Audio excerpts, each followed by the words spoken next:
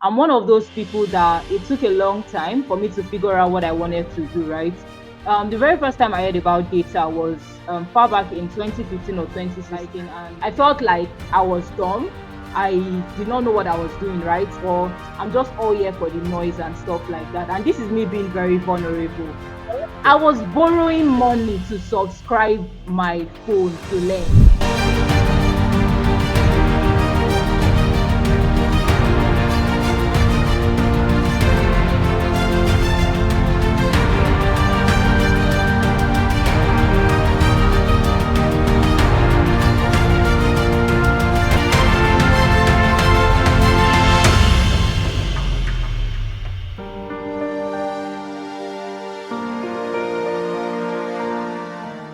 Hi everyone, and welcome to the first episode of Real Time with T&M Data Untold. I am so happy to be here. You can see I'm actually all smiles. Like our first episode is actually going to be going live. My name is Abefe, and as you can see, I am actually not alone. I brought a beautiful lady in the building, the tableau girl herself. Ladies and gentlemen, give it up for Maureen. Come on, Maureen, give it to them. I beg. Hi guys, I'm so glad to be here with Beth. It's been a lot of back and forth for us to put this together, and I'm really glad that we are making it live and also inviting our first speaker. And a lot of buzz have been going on the Twitter space, asking a lot of questions. What's this podcast about? What's Real Time with T&M? What is it about? So I'll have to reintroduce what Real Time with T&M actually is, maybe in 2 minutes. So this is a podcast for the data community, whereby we have the honor to sit down with the incredible minds of the data community, and they tell us their journey, their stories, how they got into the data space and all. So it's going to be a good ride, guys. Nothing serious, interesting conversations, interesting trends. It's not too techy. It's for those that are also trying to come into the data space too. So it's literally for everyone. It covers all facets of the data community.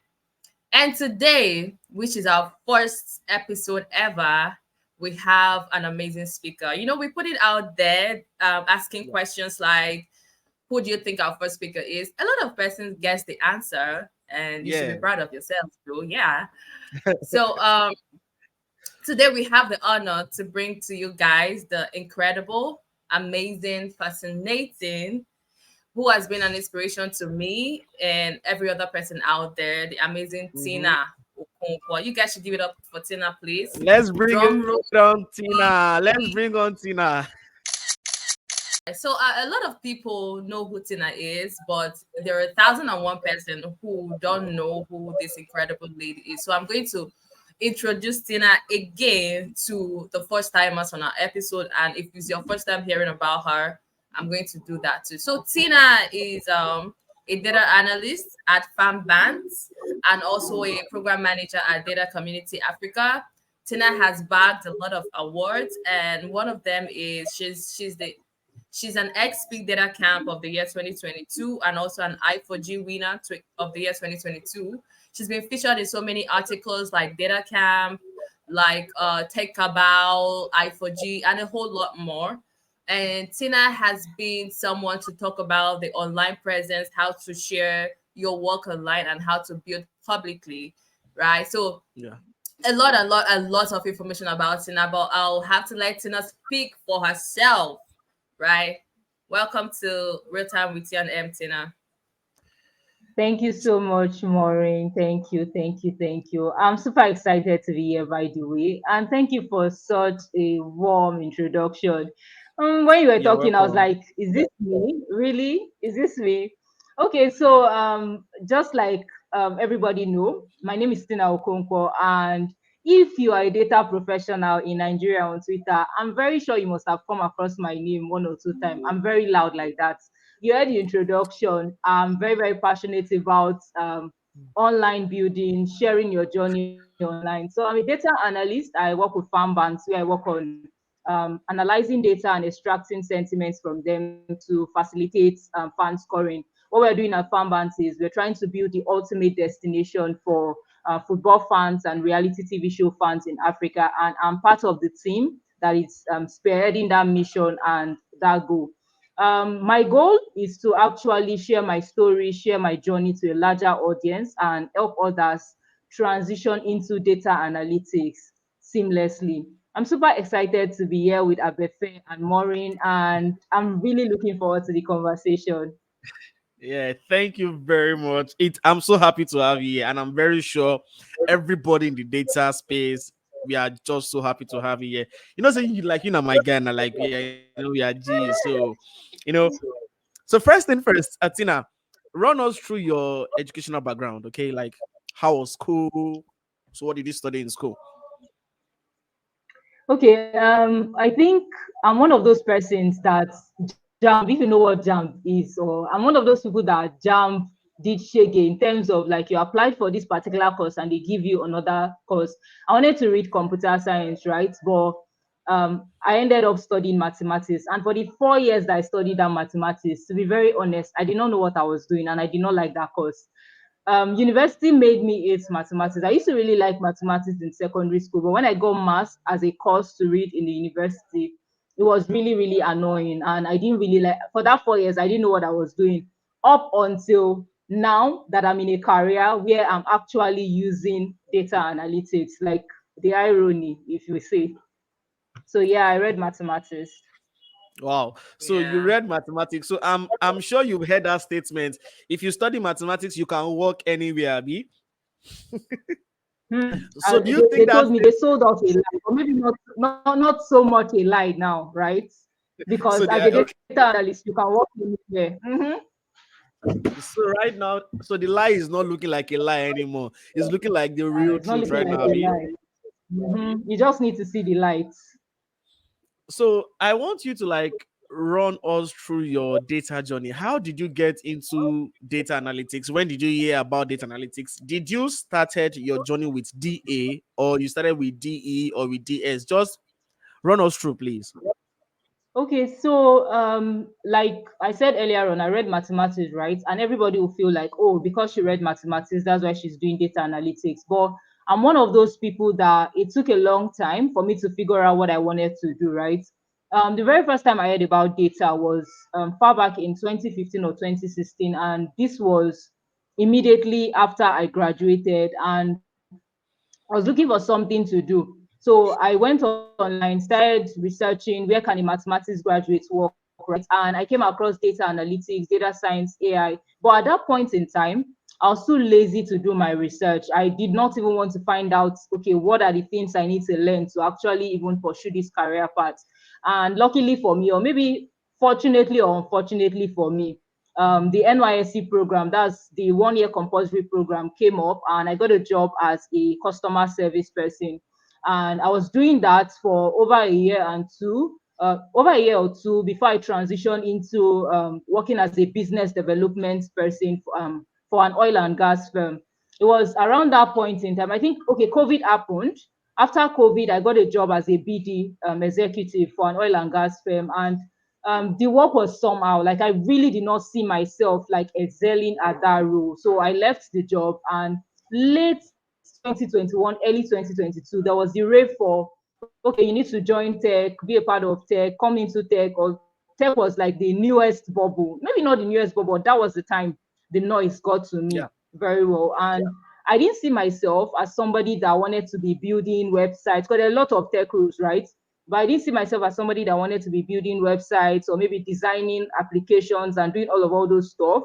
And I started thinking, okay, what's the next thing that what can I do? And what's the next thing I can bring? Like what other tech paths can I explore? That's when I discovered data analytics again. And I read maths, right? And I had this passion for problem solving. I just felt like, okay, this is an intersection. This is something I can explore. That was when I started looking into data analytics, data science in short. It was data science I was majorly interested in because at that point I didn't even know the difference between data analytics, data science, and I thought everything was just maybe under the umbrella of data science. Like if I do data science, I'm a data analyst and I'm the rest. That's what I imagined, right? So I took the IBM data science professional course on Coursera, but I couldn't proceed with it. I think after the first course, I abandoned it because the second course needed me to install a lot of applications and all of that. But I did not have a laptop at that point in time, so that proved impossible.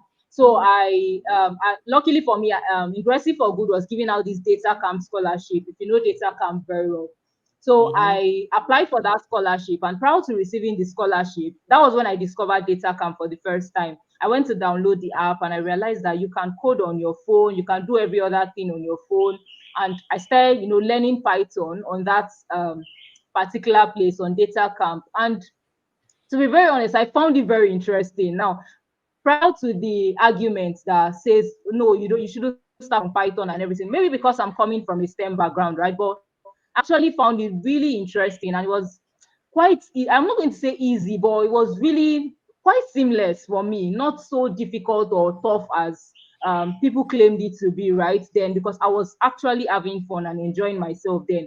And the goal for me then was like, okay, I'm going to give myself a 6 months timeline. Like, I'm going to learn for 6 months, and then, maybe start building projects, start applying for jobs. And um, as I was working on this, as I was learning, I was building projects. I think I worked on projects every month. I started learning data science in March 2022. That's late March 2022. And I built my first project in April. I worked on another one in June. And I think the last one I did that was like the highlight of my career was the last project I did in July. After doing that project, I got a lot of offers, and that was how I landed my first role in data analytics. And part of the reason why I moved from DS to DA is because I realized that I had this passion for data visualization, building dashboards and all of that, rather than just coding. So that's what made me transition from the data science part to the data analytics part. So to cut the long story short, that is how I came into data analytics. So Feel I'm free. about to ask you something now. So your first job was from Twitter, right? So was it from Twitter Yeah, or from that's correct. LinkedIn? So what did you That's do to land correct. your first job? Okay, so I think for me, like one very peculiar thing I did when I started my journey was coming online to share my story. Prior to starting tech or doing data analytics, I'd never used Twitter. I had an account. I'd opened an account far back as I think 2015 or thereabout, right? But I'm one of those people that we did not know, when we don't know how to use a social media platform, we just abandon that platform. And I abandoned it with my zero followers, everything that was there. I came back in 2022, and then I started tweeting, right? I think the first tweet I made was something about starting a new career, and I want to see this through to the next 6 months. So help me God, and something like that. I just put it out there. And there's this statement of accomplishment that DataCamp gives, right? Anytime I get that statement of accomplishment, I'll come online to post it, talk about the things I learned in that particular course, talk about all the things I learned, share the certificates and everything. So I was doing that, and as I was working on my project, so I was uploading, right? So when I did the last project, and I shared that, by that point I'd gotten better with visualization. So there were just a lot of people that wanted to do something similar, that reached out to me in my inbox like, oh, I saw the project you did, I really like it, can you recreate something like this for me? How much would it cost to do something like this? And then some were like, oh, send your CV, would like to book an interview with you. And just like that, I sent my CV to about, I think, three companies or thereabout: a logistics company, one that sells holiday packages, and then the company I currently work for, which is Farm Bands. So I sent my CV and I did a couple of interviews, and I ended up with Farm Bands because I felt like Farm Bands really aligned with my passion and my goals at that point in time. So yeah, that's it for me. That was how I was able to land that job on Twitter. So I want to ask you a question right now, and it's just like, so do you prefer getting a gig on Twitter, like this whole freelancing of, okay, take this data, analyze this data, you know, give me a report, and you get the money, or you want to, or you prefer to properly work in an office? Okay, so I'm not going to say substitute one for another, right? Because one thing that comes with working in an office is that you know that your salary is guaranteed, right? That month in, month out, whether you work so much or you work less, your salary is guaranteed. You're going to receive this particular amount of money by month end, right? But when it comes to gig, when they come, they are very, very sweet. I'm not going to lie to you. Sometimes I do some gigs that you end up doing like in a week, you're making your salary when you do some particular kind of gig, right? In a week, you're making your salary. You know, you're not going to spend a lot of time on this, and then you've already made your salary in a week. That is one thing that gigs give you. But I think gigs don't give you that flexibility because you might get a gig now, but before you get another one, might be like maybe a month later or a very long time, right? They don't keep coming like that, like that. So it's better to be secured. I love a place where my finance is very, very secured. I teach, like I freelance, like teach for money, but I would still pick my job over, teaching, right? Because I know it's not everybody that will pay for your course. Come on, but at the end of the Yes. month, Yeah, you're receiving your salary. So any day, anytime, I'll pick that receiving my salary. yeah. I think Tina has a course on Power BI, right? I think you are really Mhm. teaching some set of people and running a course. Just like run us through. Let's see if we can get some students from here for you. Okay.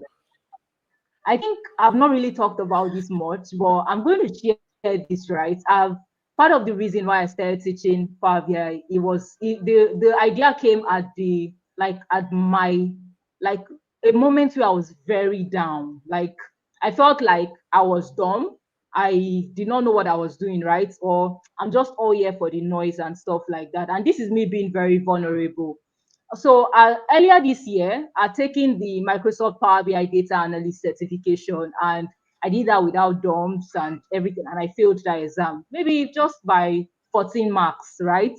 And I was so depressed and sad, and I'm like, this. That's when I knew that, see, building projects or like working with the tool is not the same thing as writing the exam to get the certification. When you see somebody that's taking a Microsoft certification exam, please respect that person because Guys, put it's some not easy respect to on my take. name. Mhm. It's not easy to take a proctored exam. Seriously, if you've been there, you understand what I mean. It's not easy to Yeah. take a proctored exam. Like you are there, somebody's watching you. You have to like any small mistake, like they've cancelled your exam. So you need to be very, very careful, right? So at that point in time, I failed that exam. I didn't know what to do, and I'm like, how can I be like when you want to talk about visualizations online, people are always calling my name. In fact, people are tagging me to come and review their dashboards and stuff like that. And then I'm failing Power BI data analysis. I'm like, you see this too? It is me Yeah, and you here. I'm going to take you very seriously. And that was when, I took Microsoft Power BI. Prior to that, now let me shock you. I had not taken any Power BI course. Everything I know how to do with Power BI, it was basically by, playing around with it too, just playing around. Okay, if you want to bring visualization, this is it. You want to write any calculation, this is it. I'd not taken a course like A to Z of Power BI. So it was after that I started taking courses. I think the first course I took was this Ahmed Lower's course on Power BI. And then I started taking a Mm. couple of Power BI courses, reading articles, and I decided that okay, what best way to show my expertise in this course? Let me teach others. I got the first contract to teach Power BI with, I think, Analytics. They are an edtech platform like that. So I taught yeah. there. After that, I realized that this is something I can actually do. And I decided Mhm. to start my own boot camp. And that's why, and I've taught over at least 200 people, paid like people, Power BI. And I've also, done, I think I'm on the third cohort now, and it's been going very, very amazing. So that was how I started teaching Power BI. I used my lowest moments and I turned into an Yeah. asset, pun intended. I think So I yeah. actually agree. I actually agree with you as someone that have been teaching since 2010, 2011, like for the past 10 years. There are times whereby I meet some set of questions and I couldn't solve it. I feel that like and people are calling you this kind of person and are you can't they feel this kind of thing. But I Jesus. learned something. You understand? I learned something that nobody is perfect, nobody knows it all. Okay, so like there was this that was teaching statistics in my class, and I was making a mistake. My student, they corrected me. On the normal day, I would have been so defensive and say, "Oh, everybody go and about." I was ready to learn from them. Nobody is an island of knowledge, to be honest. Whenever such things happen to me, I feel like I'm going to use it to like to learn something new and just buckle up.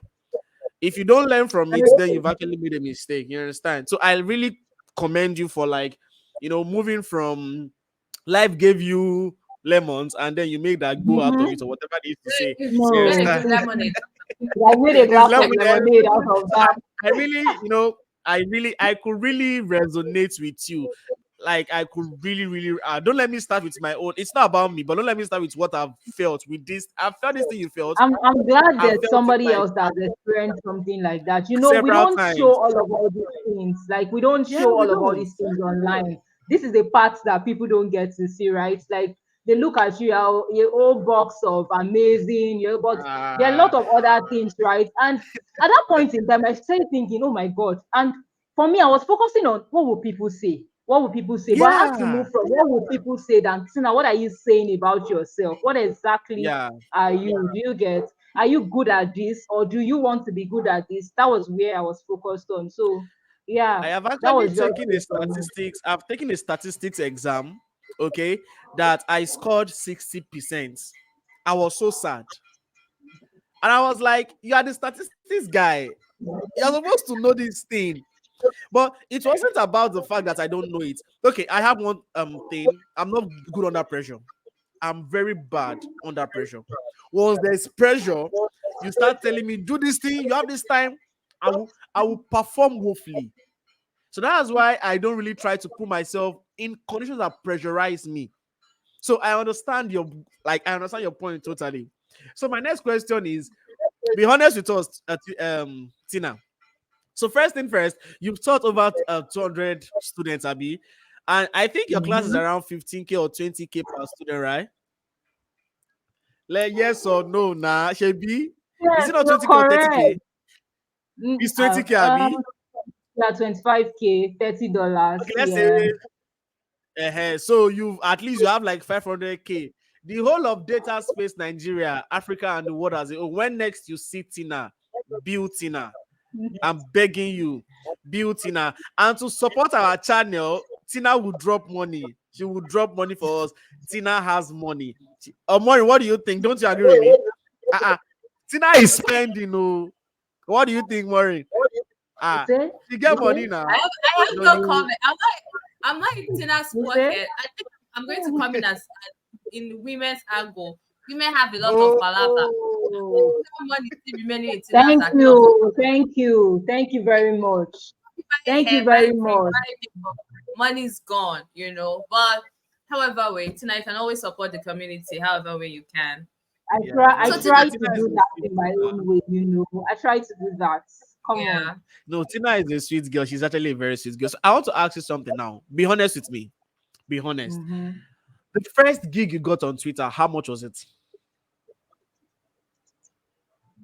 The very first gig I got on Twitter was 250K, and it was for me to scrape data and give a report. And that was 250K. Hey, And to be very honest, already because of identity, this I'm not going to disclose much, but then it was for me to scrape data and prepare a report. It was an extensive report. So it's not your regular, you build data and build dashboard and you're finding top hashtags and like it's way beyond that. When you hear people scrape data and analyze data, it's way beyond that. Online, you might basically just see, the most comments or total comments, total likes. Social media mm, analysis is way beyond that. Like when you start talking about mm, sentiment analysis and everything, there are a lot of other things involved. But yeah, that was my first gig. And to be very honest, like I felt like I was cheating the person. But now that I'm in the business proper, I'm like, oh, this person cheats me. You felt yeah, Because what I it feels did, like that. I felt cheated. Because what I did, but it was a great opportunity because at that point in my career, I needed that win. That's why I always try to tell people that, see, when you're in your learning phase and everything, it might feel very gloomy and this thing, but the most important thing is have a goal in mind. Where do I want to end up, Yeah. right? I want to end up doing this, so I want to end up. What is your why? Like, why are you actually doing this? Focus on that why. And before you know, you start paying off and everything. For me, I was Yeah. lucky enough that mine started paying off like 5 months into the journey. So come on, it can I happen know for that every other person. I know that I Ah, know that feeling of I when don't I somebody don't think you pay do. you Hey God. when somebody pay you I've like been some money there. to do, yeah. I was borrowing money to subscribe my phone to learn. That was how bad it Oh, was for me at that point in time. That's why, when people look at me, I'm say, see, I don't get to like, and I now I just did like I had to borrow money to subscribe my phone. That's why I always tell people there's no excuse. There is no No excuse at all. I excuse. did not have, if No you can excuse. come online to it, trust me, you can take a course. I no get laptop. I no get money, but I know I still okay. Maybe what I had then was I had good friends. I had a very okay. great support system. So My you should family say, was very supportive, right? Like I could go yeah, and tell my mom that okay, I want to learn this thing, and then like there was this support. Like everybody was giving me like this kind of freedom or space. Like okay, she needs to learn, right? Then my friends were there supporting me with okay, take your subscription for this month and everything. There are a lot of them. So that's like a Wow. backstory. I don't get to share a lot, right? So it's not like maybe it was all easy for me or this thing. I had to borrow laptops to survive, to work on every project I did up until the point that I landed my first role. It was with a borrowed laptop. It was not my laptop. In fact, I think I stopped Wow. working on project after I got my laptop online because what I could show my workings. I came online. I think it was Axotan that was doing a giveaway for laptop. You know Axotan on Twitter. So Mm-hmm. I just recently completed my dashboard, right? That was the dashboard that even landed me my first opportunity. So I put that laptop and that project under his comment section that, oh, this is what I've worked on, this is what I've been working on, this is my story. And before you know, he just announced me that I was the winner of the first laptop. And as he was announcing me, Ingressive for Good was already in my DM telling me that, oh, we see that you need a laptop. And they sent me a laptop. So it was almost as if I got two laptops from nowhere, right?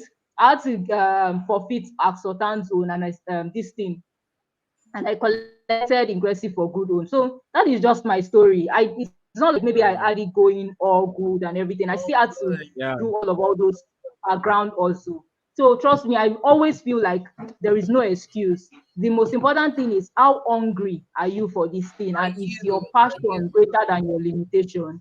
That is just it. Exactly. Mm, Exactly. yeah. Because Yeah. That's just it. people get to see the whole rosy part, the whole incredible Tina, the whole Tina that is succeeding Mm-hmm. online. I think this story that you shared is very, very important for people to know that okay, Tina didn't just start with a silver spoon. She hustled the hustle. When you say you get gig online, oh, I got this gig online, people don't understand how much work has been put into behind the scenes for you to even be able to be recognized, to be able to be trustworthy to give a gig. And you mentioned web scraping. I've tried web scraping before using Python and APIs and all those stuff. I know how it is. I know that a lot of work have gone into it. And when you said you even collected cheap, you actually collected 250K for that gig is actually cheap. And I like the fact you shared that you got your first gig online. And I think I'll also love you to elaborate more on what it takes. Is there any right project you need to put in? Because I know a lot of persons have been putting in their projects online and they're not getting recognition. Is there something you did different that even made you to be recognized by this? I know you said you've worked hard and you've put it out there. Maybe is there a different strategy? Is there something you need to tell our audience? Okay, even if you do put yourself out there, do it strategically. If you have one or two points there, please can you share with us? Okay, so I like this question you just put out here. It's very, very interesting. And sometimes I feel like newbies or people that are just starting out are always asking the wrong question. Most people don't even know the exact question to ask, right? Now, if I were to put myself, like if I were to fast forward, like maybe back forward to when I started my journey, what are the projects I'll be looking to? I didn't even get that opportunity, right? I was just looking at people's stories and trying to get all these distant mentors and everything. If I were to be starting out again, the kind of projects I'll be more focused on would be business solving, like problem solving projects. Say, for example, I'm trying to help an organization save cost. I want to go and look for a sales data to practicalize something like that. or I want to look for a marketing data and start analyzing like what marketing channels are mostly productive or that would generate the most leads. Like those are the kind of projects I want to be focusing on. Or say for example, you just want to have fun, right? You want to do something you're passionate about. If you love football, there's the history of, say for example, I'll use myself as a case study, right? I love Chelsea, and Chelsea's history, like trophy history, is already on there. You can do an analysis of like Chelsea's trophy, right? And you put that out there. Somebody that is interested in something like that might just see, oh, this person is a good fit for my company. Or somebody that's actually trying to solve that problem for their own company will see that project and would be able to relate with it, right? And be like, oh, that means this person can solve this problem for me because you have already practicalized that thing in a project.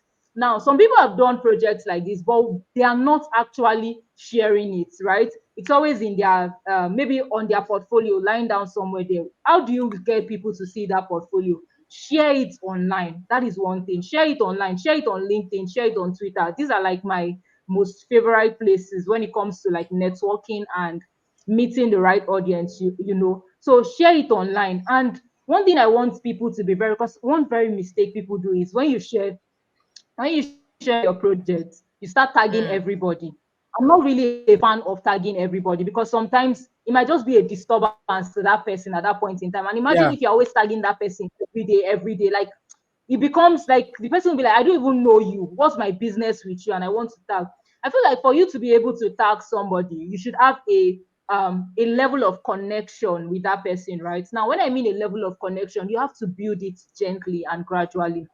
I would use myself as a case study here. When I started tweeting, I had zero followers. I think, in fact, the only person that was following me last year was my sister, like my family members. They were the only one following me, right? But I would still come online, regardless of the likes, regardless of the follow. I'll still come online to talk about my project, talk about myself, and I wasn't tagging anybody. But because of the consistency, the level of consistency in sharing all those things, I noticed that at the end of the day, it got to the right audience, right? Because one thing I know I was doing is I was following data professional. If I don't see you tweet anything about data, I'll click on follow.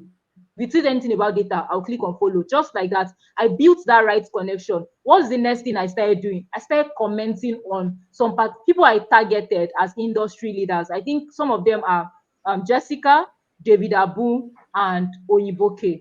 I think these were the three people I targeted initially, right? And gifts, yes, in gift was there. So what I was doing is when they post something, I would just go on there and comments, whether it's data related or not data related. I'll just comment something like, even if it's me leaving an emoji, I just want to drop something like I have a contribution to make, right? So just like that, I think my name kind of like registered, like okay, they know this person is already in the community. And then they are the people I like to call like my colleagues, right? We call ourselves 2022 sets. So one thing I know we were doing was we were really supportive. If any of us post a project, oh, we're gonna hype ourselves there and gas ourselves. Oh, well done, you did great. And by just doing that, another person will see that. That's why I like Twitter so much.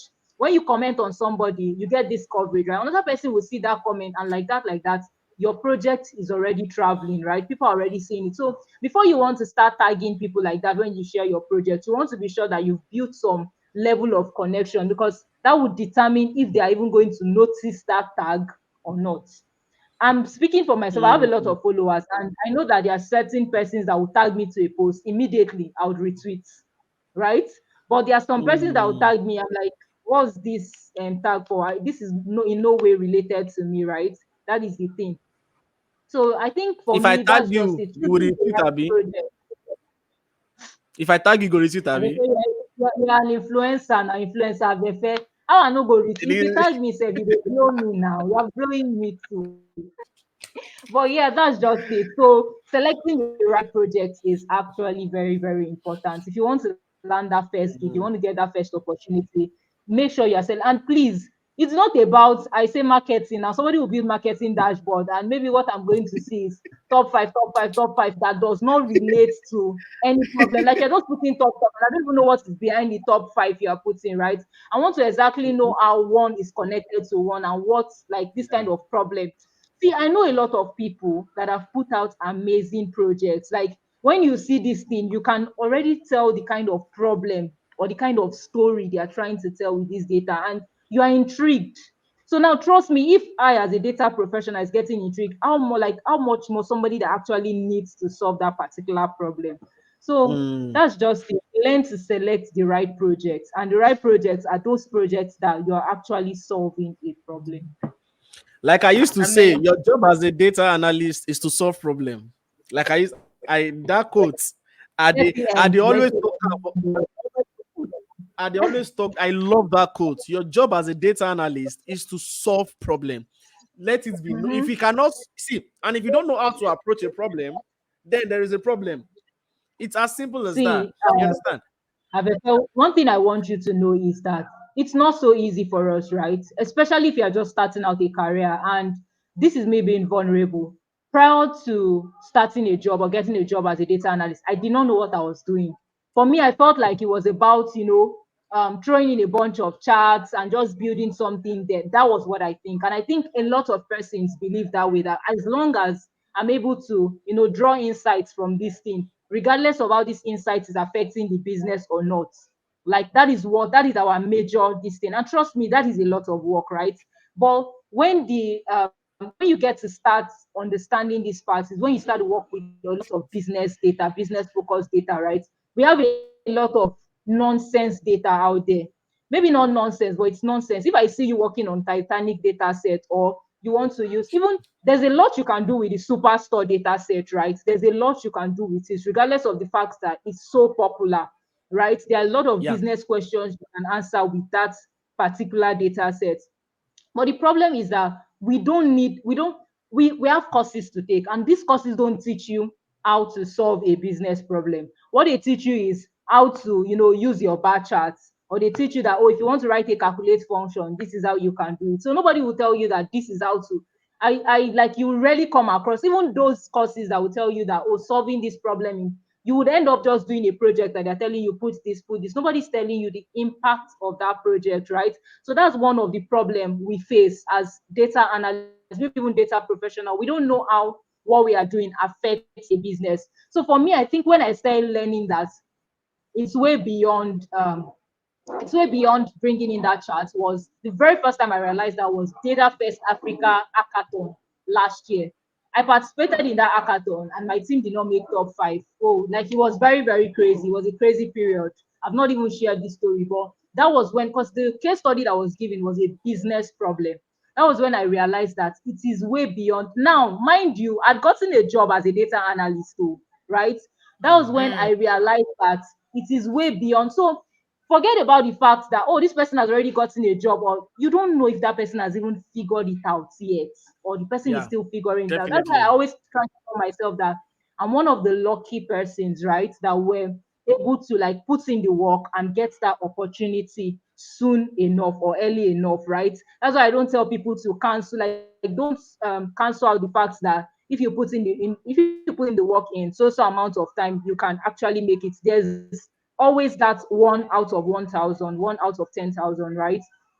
But the most important thing is that have they even figured that stuff out? That's why I say something like, even if you are coming online to come and be very loud, make sure that you know what you are being loud about. It's not about coming online. So sometimes, see, there's this thing about replicating projects, right? Like, you go online, you see somebody's project, oh, it's so fine, you want to replicate it. If you go through some people's portfolio, they are all replicated projects. Can they explain that project that they did? Ask some of them that question. No, they cannot. So it's not just about, try to challenge yourself as a data analyst. Do I actually know this, or can I just put in that? Am I just putting in those charts because as a data analyst, this is what you have to do? The end goal is to solve problems. But like I said, let's not put pressure on them, right? Because when you are just starting out, this is what those courses will tell you. Courses will tell you that this is how to use Excel, or this is how to use Power BI, but they're not going to tell you that this is how to solve a problem in Power BI. So you have to learn that on your own as a data professional. So that's just Mm, that's that's why a I don't that's like a to. Mm-hmm. I mean, I'm being honest because I've actually experienced. I had a friend, a lady that was saying Abefe, I want to learn data analysis. And I was like, oh, fine, it's okay. I'm happy for you. And next week, she was like, I've learned how to do a bar chart and pie chart. I'll just make my dashboard and I've become a D. And I was like, come on, that's not supposed to be so. I'm pained when I see people, they water down DA, they water it down to just dashboard. I have been opportune to like work, like, okay, before I move into the Nigerian Twitter data space, as a, last year, I've been opportune to work with guys abroad, like, and I've seen the way they approach DA. Their approach to DA was just more of let's solve problem. Even from the, maybe I was Mm-hmm. just lucky. Maybe I was just lucky to meet people that have sense. So it was that approach I used to enter the Nigerian data space. But when I got into the Nigerian Twitter data space, I started seeing dashboard every day, dashboard every, and it got me pissed. Like, come on, data analysis is more than, I know dashboard is part of it. Don't get me wrong. It's like the end piece No, no, that no, no. connects everything that you've done. You understand? It's like the end goal. But don't put the ending at the beginning.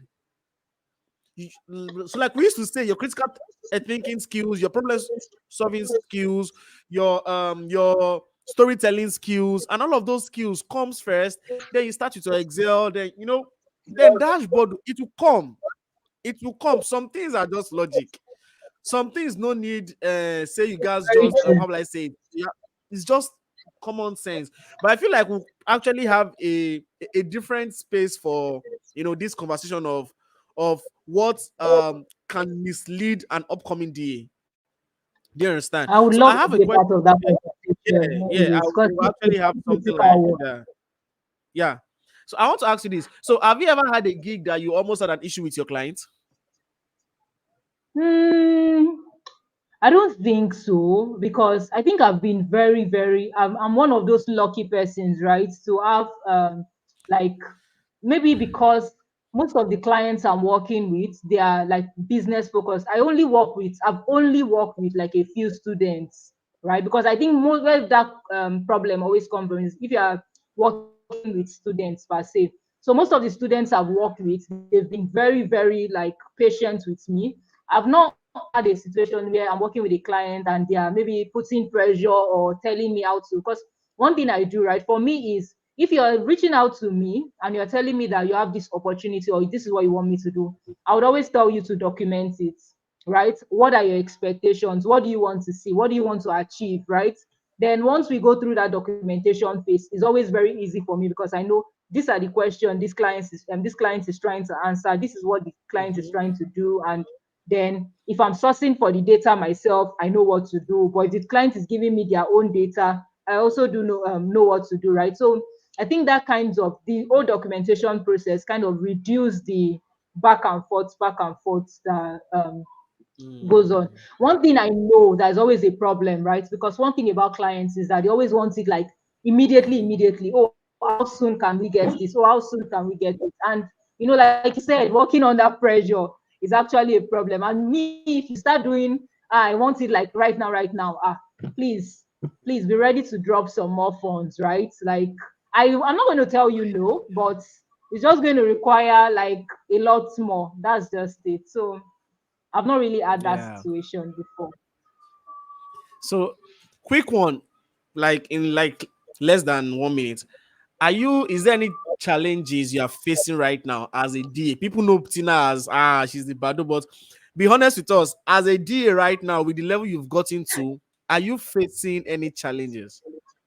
So I think the major challenge for me would be imposter syndrome. And I'm going to tell you this for every opportunity I get, for every gig I get, every time somebody reaches out to me to tell me, Tina, do this, like I get scared. I'm like, in my head, what I'm thinking is, oh, this person will soon discover, say, now, who do I be? They'll soon find out that I'm a fraud, that I don't know anything. And I keep getting that feeling, right? So I think for me, that's like the major problem. The fact that I'm always scared that I can do this or I cannot do this. And trust me, always 100% all the time, I end up doing that incorrect. But there's just that feeling of anxiety like, am I even Yeah. sure or not? So I think for me, imposter syndrome would be like the major challenge I face day in, day out. I actually Well, agree with amazing. you. I actually agree with you on that one I too. think everybody has imposter syndrome. I have imposter syndrome. I have anxiety, especially when I'm about to build new projects. You be blank on what to do, right? But the ability for you to navigate through that process is what makes you like, oh, I can do this, right? And I know you've talked about building the right projects and picking the right projects to build. I think I have a couple of questions to ask you based on this whole imposter syndrome and all, right? As a data analyst, right? You're coming into the data space, you're learning and you're building. Where do you strike a balance between getting your core skills and also having that online relevant online presence? You mentioned you learned. Please go on. Please go on. Okay, you mentioned you learned like if the way you started your data analysis is totally different. At least I have a laptop. Even as much as my laptop is all amazing, but I never learned through my phone. So it was a tough one for you coming up. So how did you create that balance of making sure you know your core skills, which is something I'm so much interested in, and also ability to have that online presence? Like a lot of persons are struggling. Maybe you can just talk more on it. One thing I would like to mention is that trust me, you will get carried away. If you're trying to do social media and you're trying to pursue your career as a data professional, as a data analyst, a data professional, trust me, you can easily get carried away. And I'm also going to put myself, like in my own case, there was a point where like it was almost like back to back. I had things to talk about online, right? Because I was always sharing my experience and everything. And then the next thing, especially when it comes to dashboard, once you post a dashboard, right, everybody is liking, comment. In fact, that's when you get traffic to your page. And for me, wanting to build a dashboard was, oh, I'm going to get followers, so I'm going to get reaction from that. And but that was something that was very wrong, right? So rather than focus on see social media as a point of like teaching yourself and reiterating that this is what I've learned or this is what I've accomplished, right? In the sense that I'm working on a project and I want to talk about that project. I always tell people you don't have to wait till the end of the project. You learned how to do import pandas as PD. Come online and say, oh, I started this project today and today I imported my libraries. That is a way to share your story. That is a way to build online presence. It's just a tweet, but yes, you've talked about something. The next day you come, oh, I've been able to take this data to Power BI and I've done my data cleaning process. Oh, it was not easy, but this is what I accomplished. That is that. But one thing I know that I was doing is this. For me, my learning time was night, right? So social media was mostly in the day because there was no laptop for me to play around. It was my phone and watching videos on this. So sometimes maybe I will hear something very interesting from those courses and I will tweet about it immediately. And so Twitter was the only place I was using at that point in time. I just want us to know that we should be very careful when we are you can easily get carried away, especially when those Abefe, correct me if I'm wrong, but you are somebody with a large following on Twitter.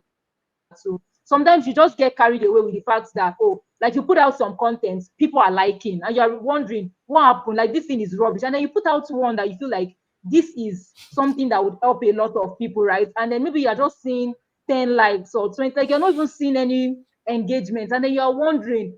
So that is just exactly the thing is that find a balance between your social media presence and your and learning a career. Remember, the reason why you are online is because you want to talk about your progress, not because of you are in there because of the likes or the followers or everything. So most times it should be I just completed a course or I'm doing a project and you're trying to share that experience online rather than focusing on this person liked or this person did not like.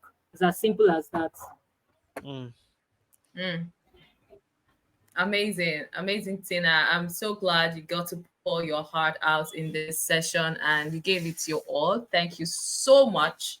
Thank you. So, there's this stuff we always do. Of course, you are a first timer, and this is our first time of doing it. Is asking you three questions. Um, so here it goes. The first question would be, what is the let's start with the good one. What is the best advice you've heard as a data analyst or you've been given as a data analyst? So I think the best advice, maybe I was not given, but I was very, very opportune to like take note of that. I saw somebody sharing a story and sharing her progress online, and I started doing the same. So I think for me, that's the best advice I would give to anybody as well. Like, please try to build an online presence in the sense of sharing your journey and your progress online. Amazing. Then the second question will be, what is the worst advice you've ever heard in the data space? What's the worst advice I've ever heard? One thing is I know there's a reason for every advice. So I'm not going to say maybe worst. I don't think there's any worst. There's a reason for everything, right? Yeah. But Yeah. mm, so I can't think of something now. Like worst advice. What's the worst advice I've been given? What's the worst advice? Maybe or I've seen that you can learn data analytics or you can learn data science 30 days. Please remove that from me. Mm, Like please, please, please, please, please remove That that thing from I your lie. plan. If you have a 30 days roadmap, please just burn it up. Burn it, burn it. It's not possible. It's not So yeah, possible. It's that not. is it. I even advise people not to put a time frame so that you not put yourself under unnecessary pressure. pressure. You understand? Just Mhm. do your thing. You understand? Mm, true, true. Amazing response. I like the answer. That 30 days, once I see it, I did run. 30, become a data analyst in 30 days. And it's all over YouTube. It's all over YouTube. Oh my goodness. Oh, see, don't worry. This is a story for another day. How I almost took a learn data science in 10 hours.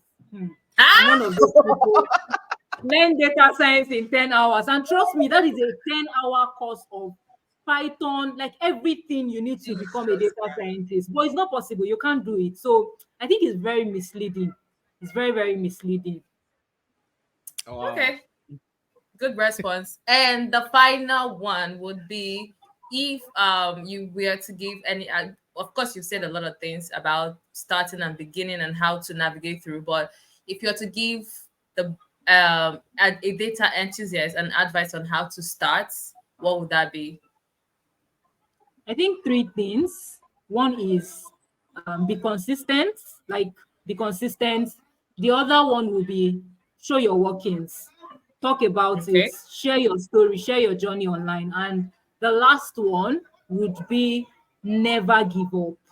That particular one, it's important Mm. because trust me, there are times you would feel like you don't even know what you are doing, like what you are learning. You feel like you don't know, like you are learning or you've learned. In fact, you've taken a full end-to-end data analytics course, but somebody is giving you project or you want to start project and you don't even know where to start from, what to do, or where like so at that point in time, you should focus on learning that, right? So please don't give up no matter what. That would be like the last and final takeaway for me. Don't give up. There are cases that will happen, but please, now who give up? Yes, yes, yes. Amazing, amazing. Thank you so much, Tina. And let me say this. Tina mentioned about Microsoft exam and all. Please, guys, just know that if I'm wrong, correct me, Tina. Just know that she has bagged like you've bagged like two extra certifications, if I'm correct. Mm-hmm. Mm-hmm. Yes. That's She true. just Yeah. yeah, not that she feel. I think this should be on the never giving up part. Not that she, of course, she didn't make it to the Microsoft PL 300, right? But she Yeah. now has like extra two certifications from Microsoft, and that is super amazing. Congratulations, Tina. Thank you Thank you for so much. mentioning that.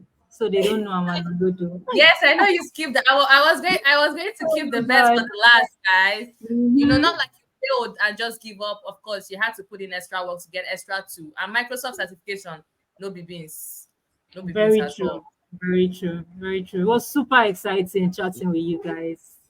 Thank you so Thank you so much. much for Thank you having so we much we for are happy sticking to have around. you. So if you enjoy this episode, our maiden episode, just give us a like and also subscribe to this YouTube channel. Do you have some questions for Tina or for Maureen or for myself? Please just go down to the comment section and drop your questions, and we will definitely attend to those questions. You can also follow us on Twitter, real time with T&M Data Untold.